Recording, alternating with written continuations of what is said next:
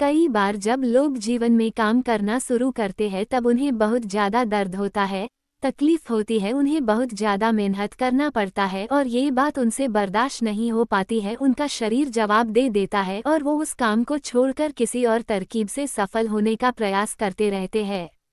लेकिन याद रखिएगा, इस प्रकार से कोई भी व्यक्ति जीवन में सफल नहीं हो पाता है। याद रखिएगा कि सफलता का मार्ग मेहनत, दर्द और तकलीफ से होला गुजरेगा और यह आपको सहना ही पड़ेगा, तो इसके लिए आप हमेशा तैयार रहिए। तो चलिए इस बात को एक कहानी के माध्यम से समझते हैं।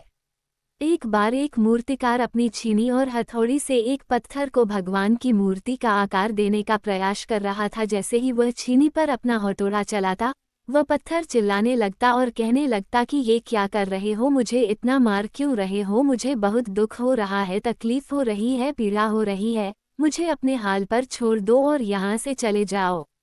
मूर्तिकार ने उस पत्थर से कहा, मुझे बहुत अच्छे से पता है कि तुम्हें बहुत ज़्यादा दर्द हो रहा है, तकलीफ हो रही है और तुम बहुत ही ज़्यादा पीड़ा में हो, लेकिन यदि आज तुमने इस दर्द को नहीं सहा, इस तकलीफ को नहीं सहा, तो जीवन भर तुम यही इसी प्रकार से पड़े रहोगे। मुझे पता है कि तुम में आगे बढ़ने की अपार संभावना है, तुम एक बहुत अच्छे पत्थर हो, लेकिन यदि तुम इसी प्रकार से रहोगे तो कभी भी आगे नहीं बढ़ पाओगे। इतना कहकर मूर्तिकार औजार उठाए ही थे कि पत्थर फिर से चिल्लाने लगा, गिड़गिड़ाने लगा, विनती करने लगा कि मुझे अपने हाल पर छोड़ दो। मुझे पता है कि जीवन के लिए कौन सी चीज़ सही है और कौन सी चीज़ गलत है। मुझे बहुत ज़्यादा दर्द हो रहा है, अब मैं इस तकलीफ़ को बहुत ज़्यादा नहीं सह सकता। मैं जिस हाल में जो उस हाल में छोड़कर मुझे तुम ये से चले जाओ।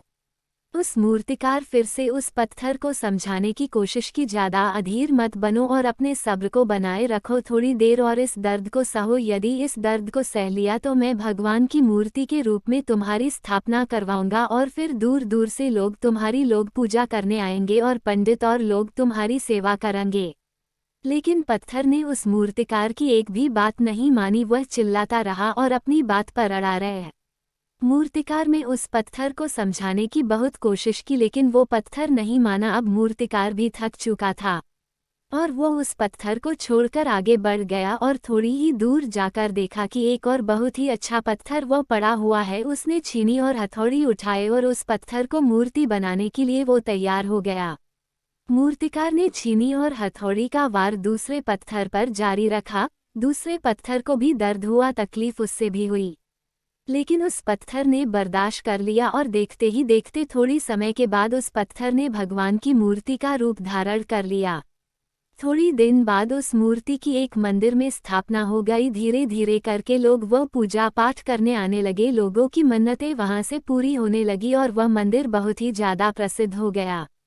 अब धीरे धीरे करके दूर दूर के गांव से लोग वहां पूजा पाठ करने आने लगे। फिर एक दिन और उससे पत्थर को उसी मंदिर में लाया गया और उसे एक कोने में रख दिया गया। अब लोग आते और उस पर नारियल फोड़ते। ये कोई और पत्थर नहीं बल्कि भी पत्थर था जिसने दर्द को नहीं सहा था।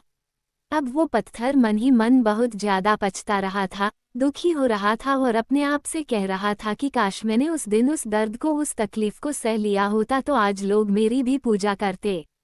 इसलिए आप भी अपने जीवन में हमेशा याद रखिएगा कि जब भी आप अपने करियर की शुरुआत में किसी काम को कर रहे हो, पढ़ाई कर रहे हो या कोई भी काम कर रहे हो और उसमें आपको दर्द हो रहा है, तकलीफ हो रही है, ज़्यादा मेहनत करना पड़ रहा है, तो आप रुकिएगा मत, किसी और रास्ते की शुरुआत मत करिएगा, क्योंकि कोई और रास्ता आपको सफलता नहीं दे सकता है। आपको उस दर्द को, उस तकलीफ को सहना ही होगा और उस दर्द को, उस तकलीफ को सह कर आप ज़्यादा मजबूत बनेंगे और तभी आप अपने जीवन में आगे बढ़ पाएंगे। और जीवन में हमेशा याद रखिएगा कि आपको पहले पत्थर की तरह नहीं बल्कि दूसरे पत्थर की तरह बनना है।